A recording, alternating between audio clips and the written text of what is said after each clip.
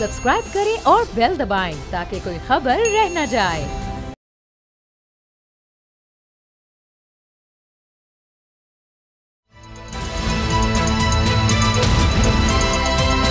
अब पता चला। बिस्मिल्लाहिर्रहमानिर्रहीम, अस्सलाम वालेकुम। मैं हूं मोहम्मद उसामा गाजी और आप देख रहे हैं पता चला। खबर यह है कि पख्तूनख्वा की निगरान काबीना के 20 अरकान मुस्ताफ़ी हो गए हैं। इन अरकान ने अपने इस्तीफे निगरान वज़ीर आला को पेश कर दिए हैं। पख्तूनख्वा निगरान काबीना में हुकूमती इत्तेहादियों को शामिल करने का इलेक्शन कमीशन ने नोटिस लिया था और सियासी वाबस्तगी रखने वाले अरकान को फारिग करने की हिदायत की थी। दिलचस्प बात यह है कि ये तमाम अरकान 3 माह के लिए निगरान वज़ीर बने, मगर 6 महीने तक वजारत और मराद के मज़े लूटते रहे। अक्सर पर करप्शन के इल्ज़ामात भी लगे। शायद इस्तीफे देने के बाद अब इंतखाबात में हिस्सा भी ले लें, क्योंकि ऐसे करिश्मे सिर्फ हमारी जमहूरियत में ही दिखाई देते हैं। दूसरी तरफ एक और निगरान सेटअप जिसका शिद्दत से इंतजार है वो विफाक में बनना है। वज़ीर आज़म शहबाज शरीफ की एडवाइस पर सदर कौमी असम्बली तहलील कर चुके हैं। हुकूमत मुद्दत पूरी करके घर जा चुकी है, मगर निगरान वज़ीर आज़म का अभी कोई अता पता नहीं। कल इस ओहदे के लिए जलील अब्बास जिलानी फेवरेट थे, तो आज सादिक सिंजरानी का नाम सामने आ गया है। तज्जियाकारों के मुताबिक इस नए नाम में भी अक्ल वालों के लिए निशानियां हैं। जब तक ये तकर्री नहीं होती, शहबाज शरीफ वज़ीर आज़म रहेंगे। इस तकर्री के लिए वज़ीर आज़म शहबाज शरीफ ने अपोजिशन लीडर राजा रियाज को खत लिखकर मुशावरत के लिए मदऊ किया, जिस पर आज दोनों में मुलाकात हो गई। राजा रियाज के बकौल 6 नामों पर मुशावरत का ये सिलसिला अभी जारी रहेगा। इनका कहना है कि कोई डेडलॉक नहीं, पूरी कोशिश होगी कि निगरान का नाम फाइनल कर ले। निगरान वज़ीर आज़म का नाम फाइनल करने के लिए 3 दिन का वक्त है। 3 दिन में नाम फाइनल ना हुआ तो मामला पार्लिमानी कमेटी के पास चला जाएगा।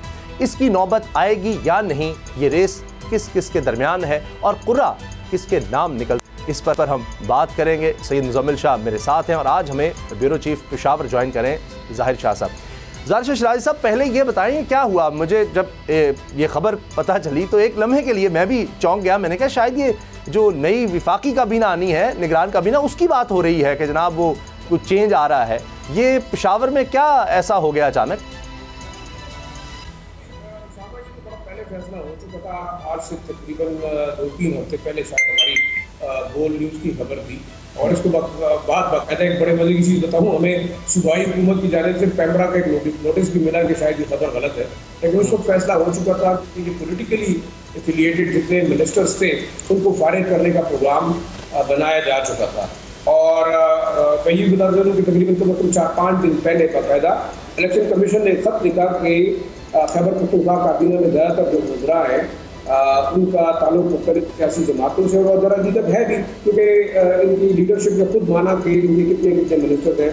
अवामी national party, JUIF, people's party, इसके साथ QWP, इन तमाम का हिस्सा था। हम ये कह सकते हैं ये केयर टेकर कैबिनेट जो है PDM की कैबिनेट की सूबे के अंदर। तो बार बार इंटरनेशनल जो वर्ल्ड डॉग्स थे या जो मकामी ह्यूमन राइट्स की ऑर्गेनाइजेशन थी, वो बार बार ये एतराज़ उठा रही थी कि सियासी कैबिनेट की मौजूदगी में शायद इंतखाबात जो है वो फेयर एंड ट्रांसपेरेंट नहीं हो सकते, ज़्यादा इनको हटाया जाना चाहिए। 1 हफ्ता पहले खत लिखा गया इलेक्शन कमीशन की जानिब से कि इन तमाम वज़रा जिनका ताल्लुक किसी सियासी जमात से उनको रिमूव किया जाए। आज ये तौर पर चीफ मिनिस्टर साहब ने जो है मीटिंग बुलाई। ज़ाहिर शाह साहब, मेरा मकसद असल में अर्ज़ करने का था, एक तो आपने बड़ा ज़बरदस्त ये बता दिया कि बोल न्यूज़ की फिर खबर सही साबित हुई। पता तो उस वक्त चल गया था, ये बातें भी हो रही थी, इन्होंने जाकर कुछ कैंपेन्स भी शुरू कर दी थी। मगर ये अब क्यों, जब ये हम विफाक में तब्दीली देख रहे हैं, क्या उस वक्त इनको ये था कि इलेक्शन कमीशन थोड़ा था कि ये लोग बैठे हैं विफाक में, वो जमात विफाक में बैठी थी जिनके लोग यहाँ पर काबीना में थे, उस वजह से ये डिसीजन रोका गया था? वरना तो बहुत सी बातें हो रही थी, करप्शन की कहानियां थी, सब कुछ था, सब चीज़ें सामने आ रही थी। ओनरशिप ले रहे थे कि जी 3 हमारे हैं, 3 इनके हैं, 3 फलां के हैं, मौलाना के, बाकी ये सब कुछ हो रहा था। ये अब आकर क्यों हुआ फैसला, विफाक की हुकूमत की छुट्टी के बाद क्यों?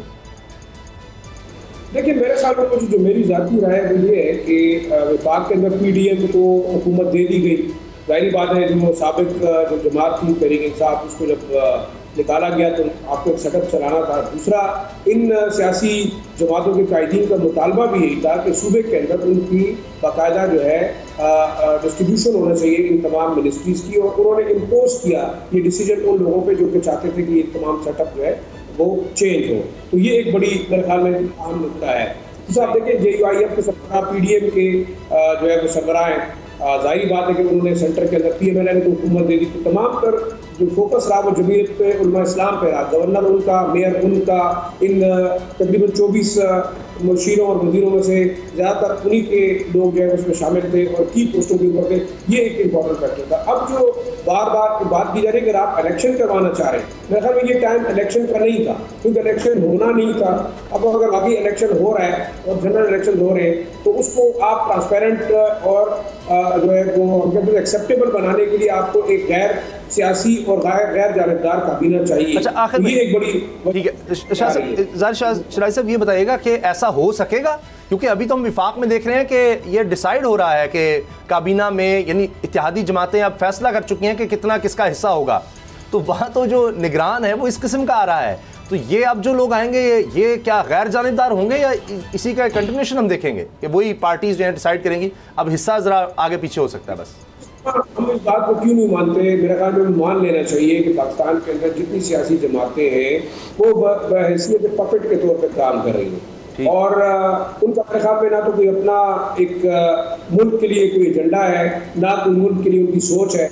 शायद उन्होंने हुकूमत करनी है और वो किसी भी तरीके में हुकूमत में आएंगी, क्योंकि आपने बिलावल भुट्टो ज़रदारी साहब की तकरीर सुनी थी असेंबली के, वो कह रहे हैं कि अगले 30 साल तक मैं और मरीम नवाज शरीफ साहब जो है हुकूमत करना चाहते हैं, लिहाजा में इत्तेफाक रखना चाहिए आपस में। सबसे इंपॉर्टेंट चीज़ है कि अगर आप इस शैम डेमोक्रेसी को चला भी हैं इस मुल्क के अंदर, तो अब मेरे ख्याल में क्या आया चलेगी, मजीद चलेगी, मेरे ख्याल में बड़ा मुश्किल नजर आ रहा है। अब हमें कुछ हार्श डिसीजंस करने हैं, जरूरी नहीं है कि यही अशराफिया है वो पाकिस्तान की हुकूमत करते रहेंगे और अवाम जो बेचते रहेंगे। इनका एजेंडा क्या है, अमल क्या है, पाकिस्तान के लोगों की भलाई के लिए इनके पास क्या है, ये बड़ा तो मैं नहीं समझता कि केयर टेकर कैबिनेट अगर आती भी है तो वाकई वो ट्रांसपेरेंट इलेक्शन करवा सकेगी।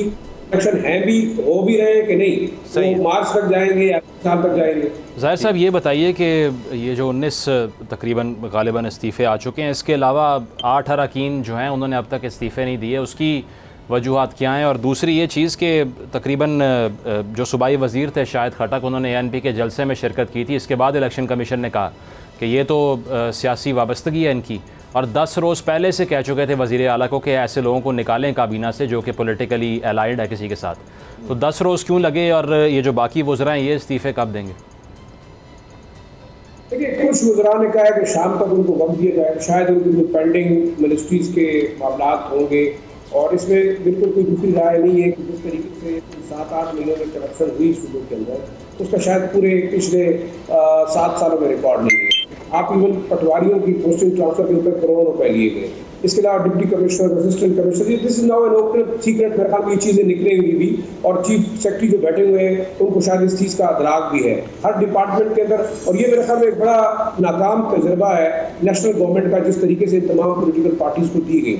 दूसरा, आपने जैसे कहा कि जी टाइम क्यों लगा, मेरे ख्याल में चीफ मिनिस्टर साहब सेक्रेटेरिएट था वो इंतजार कर रहे थे। ज़ाहिर हमारे सीनियर आपकी तरह ही सीनियर हैं, और उन्होंने ये बाकायदा ट्वीट किया, सलीम साफ़ी साहब ने, कि जी इतनी करप्शन मैंने कभी ना सुनी ना देखी, और उन्होंने कोट किया बाकायदा कि जी मैं होकर आया हूँ खैबर पख्तूनख्वा में, लोगों से मिला हूँ, और साथ उन्होंने लिखा अपनी ट्वीट में कि जी ब्यूरोक्रेसी से मैं मिला हूँ, वहाँ के अफसरान से, वहाँ पॉलिटिशियन सियासतदानों से मिला हूँ, सहाफ़ियों से मिला हूँ, सबका तज्जिया, सबका कहना, सबकी रिपोर्ट, सब ये मान रहे हैं कि इतनी करप्शन कभी नहीं हुई खैबर पख्तूनख्वा में जितनी अब ये मौजूदा जो दौर रहा, जिसको कभी कहा गया कि जी ये गवर्नर राज है, यहाँ पर खुद ये इत्तेहादी कहते रहे जी फजल रहमान साहब की यहाँ पर गवर्नमेंट है, हमने उनके हवाले कर दिया है, उनके समधी जो हैं वो गुलाम अली साहब, हाजी गुलाम अली साहब वो गवर्नर हैं और वो सब चला रहे हैं। तो अब ज़ाहिर शाह शिराज़ी साहब क्या बनेगा, या कोई करप्शन की कहानियाँ को खुलेंगी, या बस ये कहा गया कि नई बोलियां लग जाएंगी? आपने खुद फरमाया कि यहाँ किसी को मुल्क की, आवाम की, लोगों की कोई परवाह नहीं थी, ये सिर्फ अपने मामलात के लिए आए थे और वो करके रिज़ाइन करके चलते बने, और शायद वो इसलिए जा रहे हैं कि जी फिर हमारे खाते कोई नहीं खुलेगा। तो नए आएंगे, वो नए सिरे से अब मामलात बनाएंगे, करेंगे, क्या होगा? जो मैंने आपको सलीम साफ़ी साहब को कोट कर दिया है, कोई पकड़ेगा भी उनको या नहीं? देखिए उसामा, मेरे ख्याल में जो जी मेरा ख्याल है जी ज़ाहिर शाह साहब आवाज़ आ रही है? नहीं। अच्छा मुज़म्मिल, ये जो बात मैं अर्ज़ कर रहा था, ऐसे लगता है कि ये आए सारे और जिस तरह अब तो साबित हो गया ना कि इनकी पॉलिटिकल एफिलिएशंस थी, तो वो किस लिए आए थे? या तो एक कि जी पॉलिटिकल एफिलिएशन है कि अगले इलेक्शन अगर होते हैं तो हमें फैसिलिटेट कर सकें, एक ये, या आपने अपने लोगों को नवाजना था, जिस तरह गवर्नमेंट ने जाते जाते कोई डिपार्टमेंट नहीं छोड़ा, कोई बैंक्स नहीं छोड़े, कोई जनाब कोई भी सरकारी जहां पर हो सकता है अपॉइंटमेंट्स, आखिरी दिन तक, आखिरी घंटे तक, जब पता लगा कि सदर साहब ने साइन कर दिए हैं उसके बाद भी नोटिफिकेशन आते रहे। तो ये इस मकसद के लिए लोगों को लगाया गया था। देखिए, इसमें तो पिछले 10 साल से असल में ANP या JUI की अगर हम बात करें, ये लोग KPK में वैसे ही आउट हैं। उसकी वजह यह है कि तहरीक इंसाफ की जो प्रेवलेंस थी KPK की पॉलिटिक्स के अंदर, उसके बाद इनके चांसेस बहुत महदूद हो गए थे।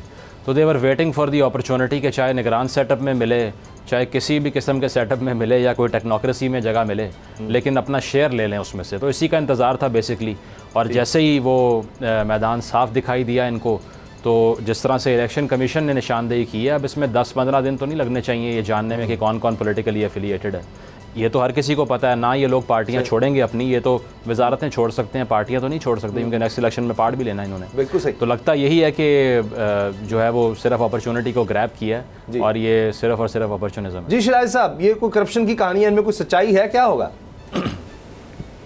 मेरे ख्याल में इन्होंने, शायद मेरी जो जाती राय है ये गलत भी हो सकती है, कि जो जमातें हैं PDM की जमातें, उन्होंने जैसे वो कह रहे थे कि तमाम मलबा हमने अपने सर लिया, तो उस मलबे के बदले में उन्होंने क्या डिमांड्स क्या की। देखिए, गवर्नर की जो अपॉइंटमेंट है उसके ऊपर कितनी ले दे हुई। आपने देखा अवामी नेशनल पार्टी के दरमियान जो चपकिलेश रही, फिर मौलाना फजल रहमान साहब ढाका गए और उन्होंने संध्यार वली साहब से रिक्वेस्ट की, जैसे कि अहमद वली बार बार कहते भी रहे, और कुछ ये भी कहा है कि शायद कुछ लेन देन के मामला भी हुए। फिर उसके बाद आप देखें किस तरीके से ANP, PMLN और साथ साथ पीपल्स पार्टी खुल के सामने आई कि जनाब इस वक्त जो है JUIF का गवर्नर और उसकी काबीना ओवरऑल रूल कर रही है। तो मैं ये समझता हूँ कि इनडायरेक्ट JUIF को हुकूमत दी गई है 6 महीने के लिए। अब आगे देखना होगा कि बाकी इस के बेसिस के ऊपर काम शायद कुछ नहीं हुए, सिवाय इसके कि अर्निंग काफ़ी हुई है तमाम जमातों की, और हर पॉलिटिकल पार्टी के जो एफिलिएटेड मिनिस्टर था, मैं बिल्कुल इसमें कोई दूसरी राय नहीं है, तो उन्होंने अपने लोगों को भी ओब्लाइज किया। जी जी, बहुत शुक्रिया जी। जायशा शराजी साहब हमारे साथ थे, हमारे पेशावर से ब्यूरो चीफ, और जो पेशावर में ये हलचल मची है उसके बारे में बता रहे थे। अब एक हलचल जनाब निगरान सेटअप की विफाक में भी है, और अब वहाँ पर भी यही हो रहा है कि किसने आना है। लेकिन मुजम्मिल, ये बड़ी दिलचस्प बात है, अब सादिक सिंजानी साहब की एंट्री हुई है, और मैं जब नाम आया तो मैं ये सोच रहा था कि एक वक्त था पाकिस्तान पीपल्स पार्टी और PTI इकट्ठे हुए इनके लिए, फिर यानी नून लीग को पीछे हटाया, फिर अब लगा कि एक वक्त में PMLN पीपल्स पार्टी इनकी सपोर्ट में, ज़ाहिर है जब ये अब भी चेयरमैन सेनेट है, अब ऐसे लग रहा है, महसूस होता है कि PTI हो, PMLN हो, पीपल्स पार्टी, ये उनके नॉमिनी नहीं है। नाम सामने आ गया, कमाल है। देखें, इसमें राजा रियाज साहब कहते हैं कि 3 नाम मैं लेकर गया हूँ और 3-4 ही वज़ीर आज़म के हैं, तो इस पर मज़ीद मुशावरत के बाद वो बात करेंगे। लेकिन हमें सब मालूम है कि ये जो गुफ्तगू सारी फरमाई जा रही है सिर्फ रस्मी कार्रवाई है, प्लेइंग टू द गैलरी कहते हैं ना, मीडिया को दिखाने के लिए, वो चीज़ है।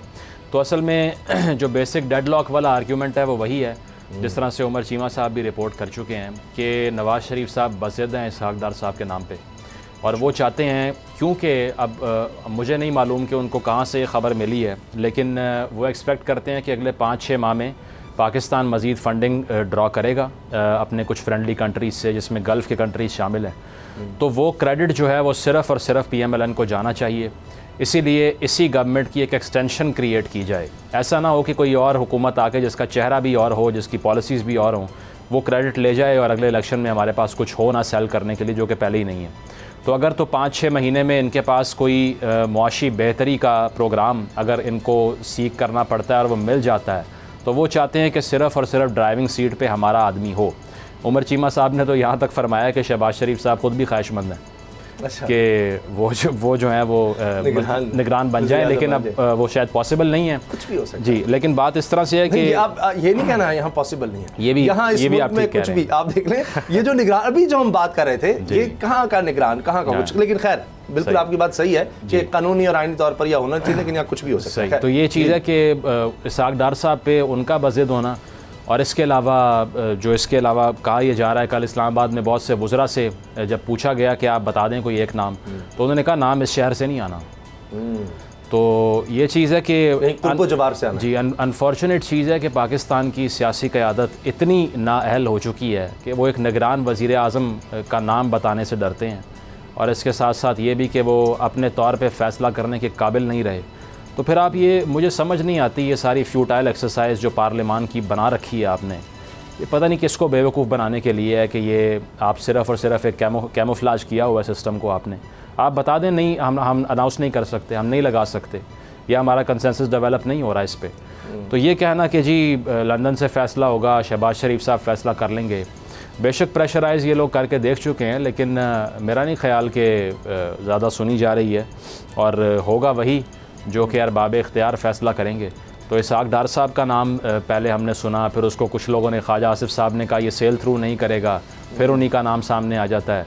अब कल के वज़ीर आज़म जिलानी साहब थे, आज के संजरानी साहब बन गए हैं, अब कल देखें कौन से बनेंगे। तो ये तो एक मजाक है जो चलता जा रहा है, और आप देखें असम्बली डिज़ोल्व हो चुकी है। इवन राहिल शरीफ साहब का नाम भी आया, जी जी, मलिक साहब ने भी सिक्योरिटी क्लियरेंस अब तक 28 से 30 लोगों की हो चुकी है, यानी कि 28 से 30 लोगों की सिक्योरिटी क्लियरेंस निगरान वज़ीर आज़म के लिए कर ली गई है, उनमें से एक हो सकता है। तो ये ऑप्शन बढ़ाई जा रहे हैं, और बहुत से लोग लॉबिंग भी कर रहे हैं, क्योंकि सबको इल्म है। कुछ ने शुक्रिया भी अदा कर दिया, जी कर दिया मुबारकबाद पर, कुछ ने तो शुक्रिया भी अदा कर दिया। बिल्कुल, वो एक्सेप्ट भी कर रहे हैं इस चीज़ को, और वो भी गलत कर रहे हैं। उसकी वजह यह है कि वो इतना ज़्यादा मीडिया पे आकर अगर इस चीज़ को बढ़ावा देंगे तो उनको वैसे ही साइडलाइन कर दें इसी बात के ऊपर।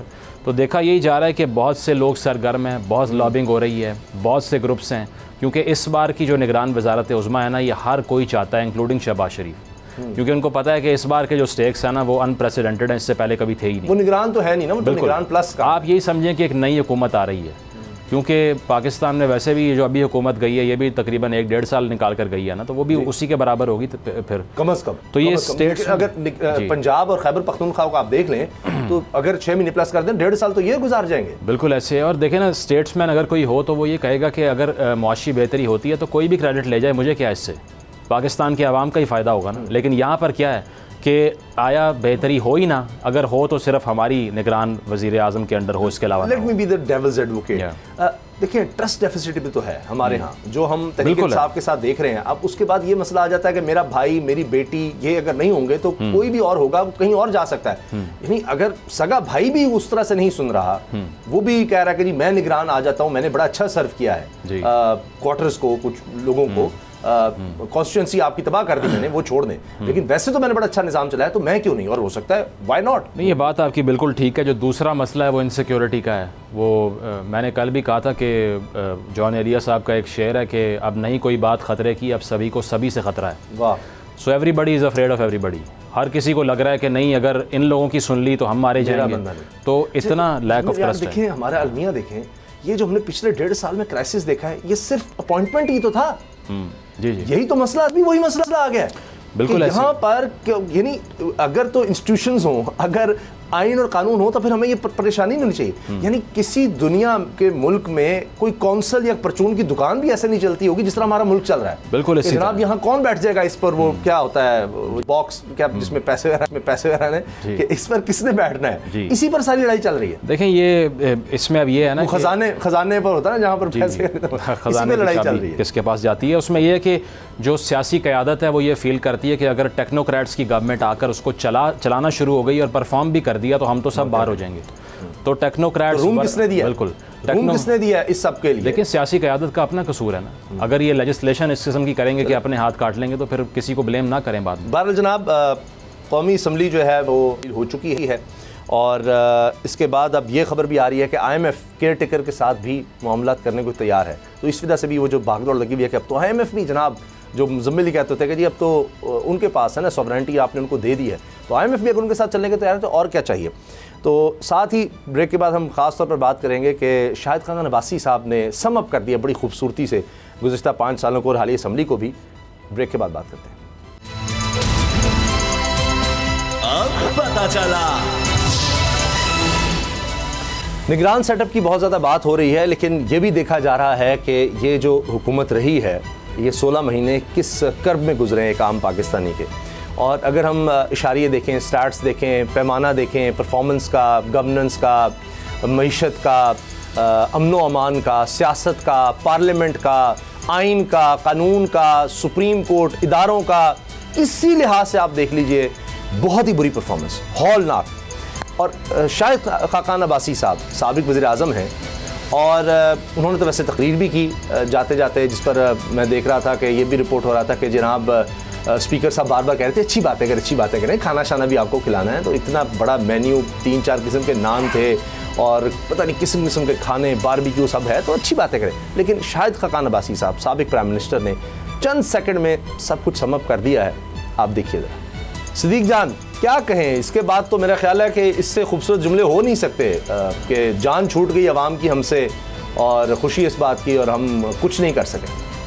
बिल्कुल, उन्होंने एक सच बोला और इसीलिए देखें उनके कद काट में, उनके इज्जत एहतराम में इजाफा हुआ है। आज सब उनकी तारीफ कर रहे हैं और सच बोलेंगे इज्जत एहतराम में इजाफा होगा, झूठ बोलेंगे, गलत बयानी करेंगे तो उससे फिर इनके मामलात जो है वो लोगों की नज़र में ख़राब होंगे। तो ये उन्होंने बिल्कुल दुरुस्त बात की है कि उन्होंने ऐसी बात नहीं की जो कि लोग जानते ना हों, लेकिन उनका ये एतराफ़ करना बहुत इंपॉर्टेंट है। लेकिन ये मैं उसामा भाई बता दूं, क्योंकि पहले सेगमेंट में मैं बात नहीं कर सका। मैं आपको ये बात बता दूं कि मुझे जो चीज़ नज़र आ रही है और जो कुछ इन्फॉर्मेशन भी है, हवाओं का रुख बदलने जा रहा है। और हवाओं के रुख बदलने का मतलब ये नहीं है कि कोई PTI के लिए कोई जो है वो एक कोई सहूलत या उनके आसानी या उनको फ़ायदा होगा, उनको कोई फ़ायदा नहीं होने वाला। लेकिन इनके लिए भी हवाओं का रुख बदलने वाला है और जो है वो फाइलें तैयार होना शुरू हो गई हैं, बल्कि कुछ की तो फाइलें तैयार हैं। और मैं आपको बताऊं उसामा भाई, ऐसे करप्शन के किस्से सुनने को मिल रहे हैं कि अल-अमान अल-हफीज़, आप हैरान रह जाते हैं सुन के कि ऐसी इन्होंने करप्शन की है, ऐसी इन्होंने लूट मार की है। और मैं ये समझता हूँ कि अगर जितने भी लोग हैं जिनके पास इख्तियार है, अगर वो पाकिस्तान के साथ सिंसियर हैं, उनको इस मुल्क से मोहब्बत है, वो इस मुल्क को आगे बढ़ने देना चाहते हैं, तो फिर आप एहतसाब होने दें, कोई एहतसाब की राह में रुकावट ना बने। और मैं आपको ये भी बता दूं, ये आप तस्वीर चला रहे हैं इस वक्त उसामा भाई, आपके बिल्कुल राइट साइड पे इस वक्त तस्वीर चल रही है। ये मैं आपको बता दूं कि शहबाज शरीफ साहब के सबसे करीब खड़े हुए वजीर को सबसे पहले उठाया जाएगा। ये मैं आपको आज बता रहा हूँ। सबसे ज्यादा करप्शन करने वाले वजीर जो हैं वो शहबाज शरीफ साहब के साथ कंधे से कंधा मिला के खड़े हुए हैं। उन्होंने जो करप्शन किया है, जो उन्होंने लूट मार की है, जो उनके किस्से सामने आ रहे हैं। और ये मैं बता दूं लोगों को, जिन्होंने इनको पैसे दे के काम करवाए हैं, बड़ी अप्रूवल्स करवाई हैं, वो भी तैयार हो जाएं। इनके तो ऐसी चीजें मैं आपको बता रहा हूँ कि आज से उनके ऊपर तो काम बड़ी तेज से शुरू है, तो इनको समझ आ जाएगी। और 15-16 माह इनको दिए गए थे और मेरा ख्याल है कि इनकी वो रस्सी ढीली छोड़ी गई थी कि आप भागें, आप करें, आप जितनी लूट मार करनी है करें। अब लेकिन ये है कि फाइलें शायद तैयार हो रही हैं, अल्लाह करे कि एहतसाब इनका हो जाए। हम ये नहीं कह रहे कि किसी के साथ नाइंसाफी करें या किसी के ऊपर फेक केस बनाएं, लेकिन बस एहतसाब होने दें। जिनके साथ नाइंसाफी हुई है, जिनको पीछे करके और उनके जो कम्पिटिटर्स थे उनसे पैसे लेके उनको ब्लाइज किया गया है, मंजूरियाँ दी गई हैं। और ये सर सबसे ज़्यादा जो अफसोसनाक है, तालीम कितना मुकद्दस शोबा है सर, सबसे ज़्यादा ये यूनिवर्सिटीज़ की मंजूरी जो ली गई है, जिनके चार्टर वगैरह, जो मेडिकल कॉलेज अप्रूव किए गए, सबसे ज़्यादा करप्शन इनमें की गई है। आपके लिए सबसे हसास मामला क्या होता है? इंसानी जिंदगी, सेहत। जो मेडिकल कॉलेज अप्रूव किए गए हैं, जो मेडिसिन कंपनियों को अप्रूव किया गया है, जो मेडिसिन महंगी की गई है, उसमें क्या क्या मारदाड़ हुई है, उसके ऊपर सारी चीज़ें बड़ी ज़बरदस्त जो है वो आने लग गई हैं और फाइलें तैयार हो रही हैं। और आप देखेंगे कि आने वाले दिनों में क्या होगा। जो आपने KPK में देखा है, अभी तो खैर वक्ती तौर पे तो इनको वहाँ पे वफाक में तो दिए जा रही हैं, 2-2, 3-3 वजारतें हर जमात को दी जा रही हैं और इस बार बहुत बड़ी काबीना होगी। लेकिन सूबों में आप जो है वो मामलात, जैसे आपने KPK में देखा, सबसे इस्तीफे ले लिए गए हैं, तो ये अब इनके मामलात भी शुरू होने जा रहे हैं। अच्छा, तो ये फिर कौन इस सब का कसूरवार है? ये जो फिर 16 महीने में हो गया है, शाहिद खान अब्बासी साहब को जिस तरह हमने कोट किया, उन्होंने तो 20 अरब रुपए कहा था सिर्फ आटा जो तकसीम किया गया मुफ्त, तो उसमें फिर सब कसूरवार हैं। ये जो यूनिवर्सिटियों का सब बात कर रहे थे कि जाते जाते इन्होंने क्या कुछ किया, तो इनको अंदाज़ा नहीं था कि हम सिर्फ 16 महीने के लिए हैं और हमारे पास ये परफॉर्म करने के लिए हैं। और या इनको लगा कि अब जनाब PTI फारिग हो गई है तो अब तो हमें हमारे अलावा कोई चॉइस ही नहीं है। शायद ये सोच थी जिसकी वजह से ये सारा कुछ कर दिया गया। बिल्कुल ये सोच थी कि हमारे अलावा ऑप्शन ही कोई नहीं है, हम हैं, हमारी आने वाली नस्लें हैं और अब जो है पाकिस्तान बिल्कुल हमारे हवाले हो गया है। अब इसको जैसे हम लूटें, इसमें जो हम टाके डालें, जिस तरह इसको हम नोचें, कोई हमें पूछने वाला नहीं है कोई। और जाहिर है सारे इदारे इनके मातहत कर दिए गए थे, तमाम जो करप्शन के ऊपर एहतसाब करने वाले वो इनके मातहत, तमाम रेगुलेटर्स इनके मातहत, अदालतें कंप्रोमाइज, जजेस कंप्रोमाइज, बरी जिस तरह इनको करवाया गया, जैसे इनके केसेस खत्म करवाए गए, जैसे कानून साजियाँ हुई। मतलब पाकिस्तान की तारीख का तारीख तरीन ये दौर था 15-16 माह जिनमें जो कुछ किया गया है। लेकिन अब आहिस्ता आहिस्ता आप देखेंगे कि आवाज़ें इनकी सफ़ों से उठना शुरू होंगी, क्योंकि आवाज़ें तो उठेंगी जब बंदे उठेंगे।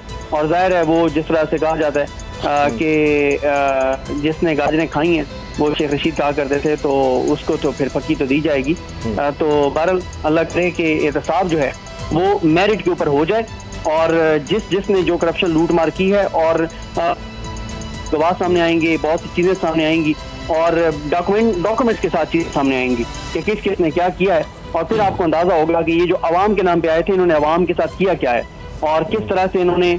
और कुछ ब्यूरोक्रेट्स भी ज़ाहिर है वो खुद तो सामने नहीं आएंगे, लेकिन डॉक्यूमेंट्स वगैरह वो भी किसी न किसी सहाफ़ी को किसी न किसी तरह से वो भी जारी करेंगे कि जनाब मुझे साइडलाइन करके फ़लाँ को लगाया गया था, फ़लाँ ब्यूरोक्रेट को, और ये कार्रवाई डाली गई थी। तो बड़ी इंटरेस्टिंग चीज़ें आने वाली हैं। आपको मैं ये बता दूँ कि अगर इलेक्शन नहीं भी होते, जो कि नहीं होने जा रहे, और आजकल हमारे बहुत बड़े बड़े दानिश्वर जो हैं इस चीज़ को जस्टिफाई भी करते हैं, एक थिंक टैंक के सरबराह हैं, वो भी आजकल माशाल्लाह जो बड़े आइन कानून के बड़े करीबी उनके तल्लुकात थे आज से चंद हफ्ते पहले तक, लेकिन वो भी आजकल बड़ा जस्टिफाई करते हैं बैठ के कि जनाब नहीं इलेक्शन को 6-8 माह आगे चले जाएं। तो आपके प्रोग्राम जो हैं वो चलते रहेंगे, बड़ा अच्छा मटेरियल आपको मिलता रहेगा, अच्छी स्टोरीज आपको मिलती रहेंगी, ये मैं आपको बता दूं, इस पर आपने घबराना नहीं है। ठीक, अच्छा एक और चीज़ बता दें कि शहबाज शरीफ भी आ सकते हैं इस रगड़े में, उन्होंने तो बहुत अच्छा परफॉर्म किया है वैसे तो। नहीं, शहबाज शरीफ नहीं आएंगे, और वो जो आपने आटे वाले स्कैंडल की बात की थी वो भी नहीं आएगा, क्योंकि कुछ लोग हैं जो दिल के बहुत करीब हैं, और जो दिल के करीब होता है उसको 7 खून माफ होते हैं, उसको कोई उसको वो नहीं, उसके साथ कोई छेड़छाड़ नहीं होती।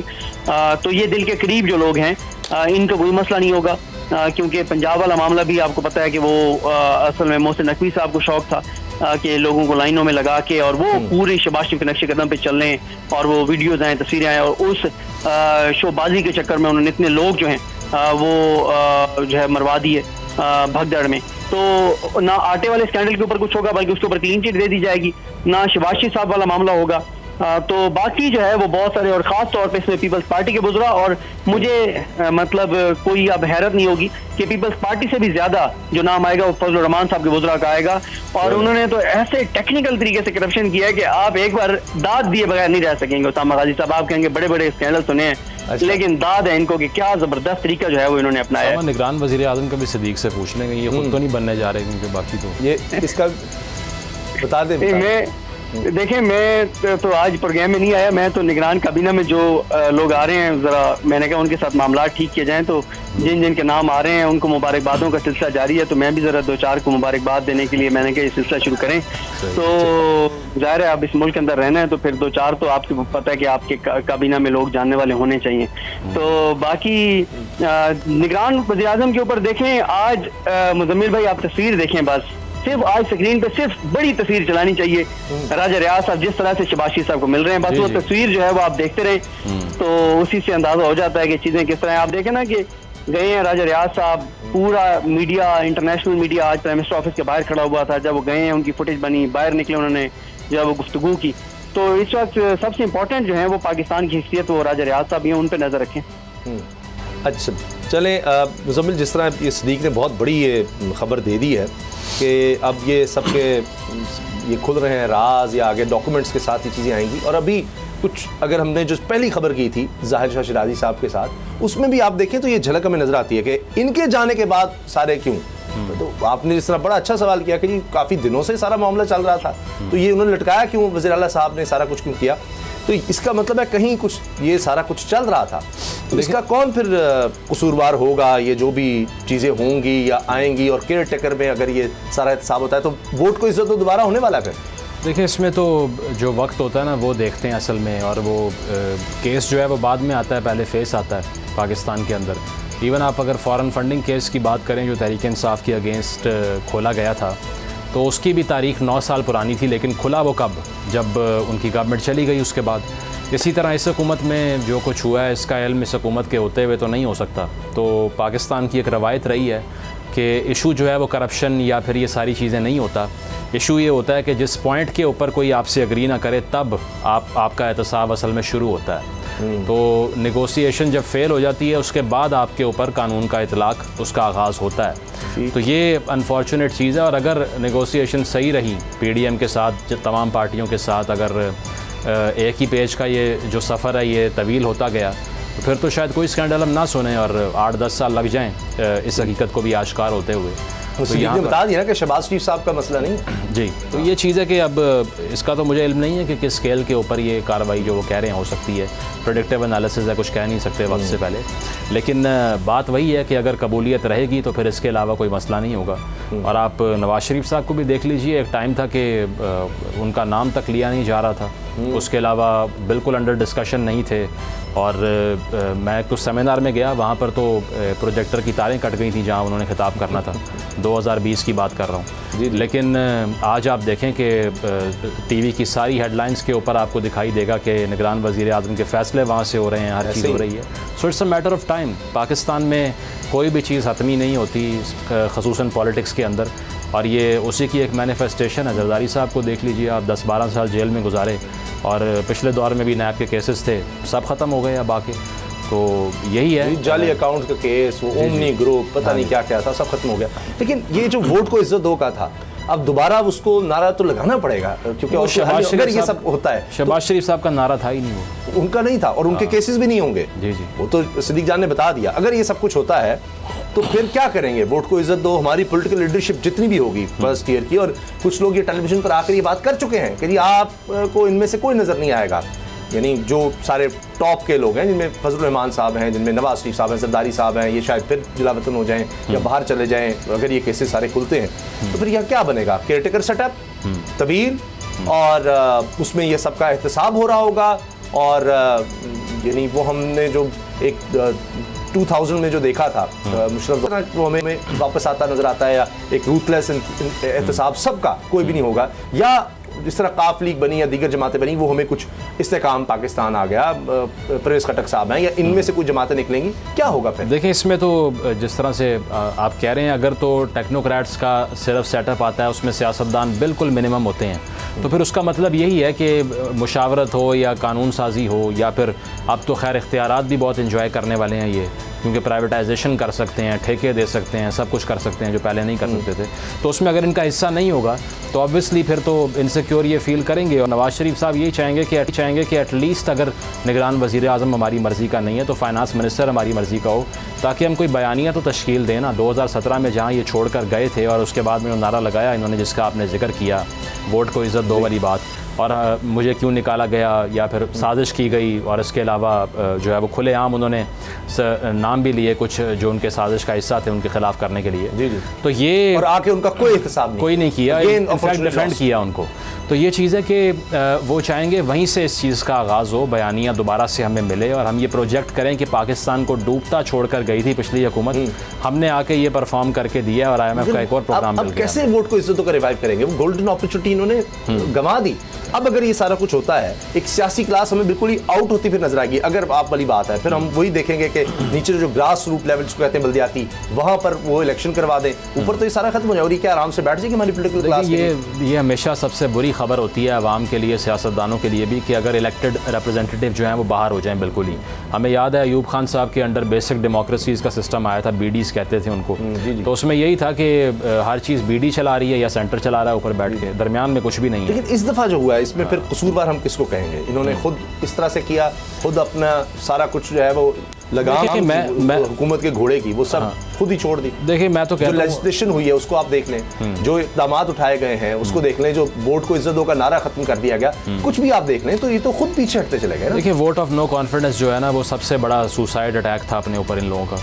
उसकी वजह यह है कि इसकी कोई ख़ास आज तक सिवाय अपॉइंटमेंट की जो हम बात करते हैं, चलें ठीक है आपकी मर्ज़ी की ना होती, लेकिन कितनी देर तक अगर जो मैल परफॉर्मेंस है तहरीक इंसाफ की वो चल पाती अगर आप सिस्टम से बाहर रहते। आपके पास कहानियाँ भी अच्छी सुनाने को थी उस टाइम पे कि 2017 तक GDP ग्रोथ 5.86% पे जा रही थी, तो आप तो एक अच्छा केस बिल्ड कर लेते। और कोई भी सिस्टम जो है वो फेलियर को सपोर्ट नहीं कर सकता फॉर अ लॉन्ग टाइम, लेकिन आपने पेशेंस का मुजाहरा नहीं किया। नवाज शरीफ साहब ने खुद भी कहा कि ना लें हुकूमत, लेकिन ले ली गई। और आखिर में हमारी हिस्ट्री भी बताती है, जो अपॉइंटमेंट्स करके मियाँ साहब भी समझते रहे कि हम बड़ा अच्छा वो चल जाएंगे, वो नहीं हो सका। तो प्रैग्मेटिकली अगर सोचते हिस्ट्री देखते, लेकिन शायद वो बहुत उस वक्त अट्रैक्टिव लग रहा था, और मे बी उस वक्त शहबाज शरीफ साहब को था कि उनकी एक बड़ी ख्वाहिश पूरी होने जा रही थी सारी जिंदगी की, तो वो उनको कुर्सी नजर आ रही थी और ये फिर उन्होंने डिसीजन लिया। और जरदारी साहब भी कहते रहे कि हमारा वज़ीर-ए-आज़म शहबाज शरीफ है, लेकिन अब वक्त गुजर गया, हमारे प्रोग्राम की वक्त खत्म हो गया है, लेकिन आने वाले दिनों में इस पर बात होती रहेगी। बड़ी खबर दी है हमारे इस्लामाबाद के ब्यूरो चीफ सदीक जान ने कि आने वाले दिनों में अब ये खाते खुलने वाले हैं, डॉक्यूमेंट्स के साथ करप्शन की कहानियाँ, खास तौर पर मौलाना फजलुर रहमान साहब, उनकी जमात और सभी। तो तस्वीरें भी हमने आपको दिखा दी हैं, उन्होंने बता दिया किसकी किसकी हैं, करीब करीब कौन सा देख लीजिएगा। अल्लाह हाफ़िज़।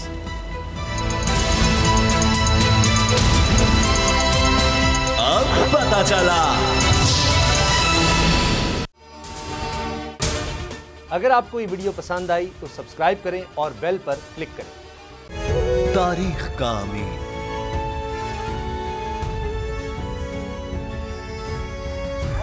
आजादी की अलामत,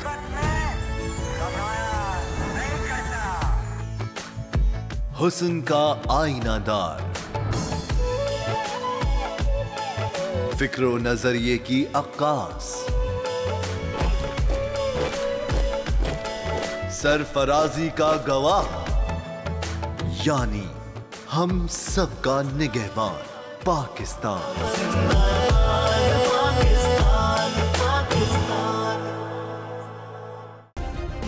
सब्सक्राइब करें और बेल दबाएं ताकि कोई खबर रह न जाए।